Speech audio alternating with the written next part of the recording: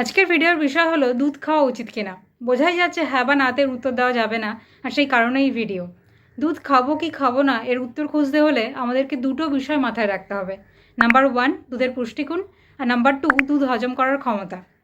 দুধের পুষ্টিগুণ নিয়ে আমাদের কারোরই বিশেষ কোনো সন্দেহ নেই। প্রোটিন, ফ্যাট, কার্বোহাইড্রেট তো রয়েছে, তার সাথে ক্যালসিয়াম, পটাশিয়াম, বি ভিটামিনসের মতো কিছু মাইক্রোনিউট্রিয়েন্টস রয়েছে। তবে পুষ্টিগুণ নিয়ে যখন কথা বলছি, দুধের কোয়ালিটি নিয়ে কথা বলাটা বিশেষভাবে জরুরি, বিশেষত আজকের দিনে। দুধের কোয়ালিটি বলতে আমি দুধে জল মেশানোর কথা বলছি না, দুধের কোয়ালিটি নির্ভর করে গরুর স্বাস্থ্যের ওপর। যেভাবে দেখবেন যে ল্যাকটেটিং মাদার যারা রয়েছেন, যারা বাচ্চাদের দুধ খাওয়াচ্ছেন, সেই সব মায়েদের বিশেষ করে তাদের স্বাস্থ্যের খেয়াল রাখার কথা বলা হয়, তাদের শারীরিক স্বাস্থ্য, মানসিক স্বাস্থ্য। কারণ কি, মায়ের স্বাস্থ্যের ওপর কিন্তু নির্ভর করে দুধের কোয়ালিটি। বাজার থেকে যে প্যাকেট দুধ আপনি কিনে আনছেন, সেটা কোন গরুর থেকে আসছে, সেই গরুকে কীভাবে ট্রিট করা হচ্ছে, এটা জানার কোনো উপায় নেই। তাই এখানে কয়েকটা তথ্য জেনে রাখা ভালো।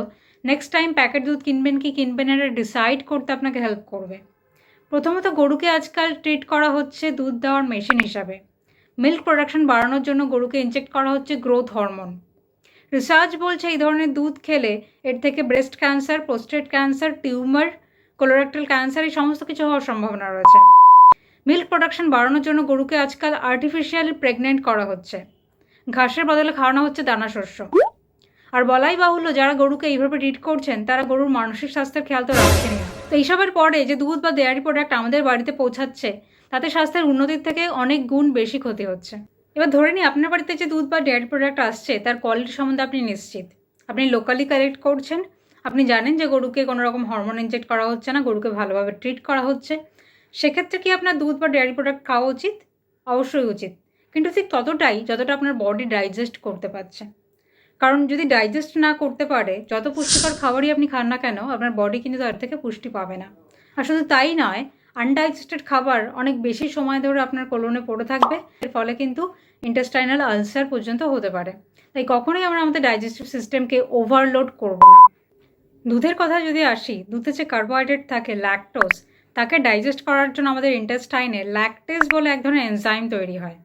কতটা ল্যাকটেজ আমাদের ইন্টেস্টাইনে তৈরি হচ্ছে তার উপর ডিপেন্ড করে আমাদের দুধ হজম করার ক্ষমতা। সাধারণত 2 বছর বয়স পর্যন্ত খুব ভালোভাবে ল্যাকটেজ তৈরি হয়, কারণ ওটা দুধ খাওয়ার বয়স। এরপর থেকে ল্যাকটেজ তৈরি হওয়া ধীরে ধীরে কমতে থাকে, আর সেই কারণেই দুধ হজম করার ক্ষমতাও ধীরে ধীরে কমতে থাকে, অর্থাৎ ল্যাকটোজ ইনটলারেন্স তৈরি হয়। তো সেক্ষেত্রে আমাদেরকে দেখে নিতে হবে যে কতটা ডেয়ারি প্রোডাক্ট আমরা একদিনে সেফলি কনজিউম করতে পারবো, অর্থাৎ কোনো রকম গ্যাস, ব্লোটিং, ডায়রিয়া, কনস্টিপেশন হবে না। আর তারপর চেষ্টা করতে হবে সেই লিমিটের মধ্যে থাকার, অর্থাৎ একদিনে অনেকটা না খেয়ে প্রতিদিন অল্প অল্প করে খাওয়া যেতে পারে।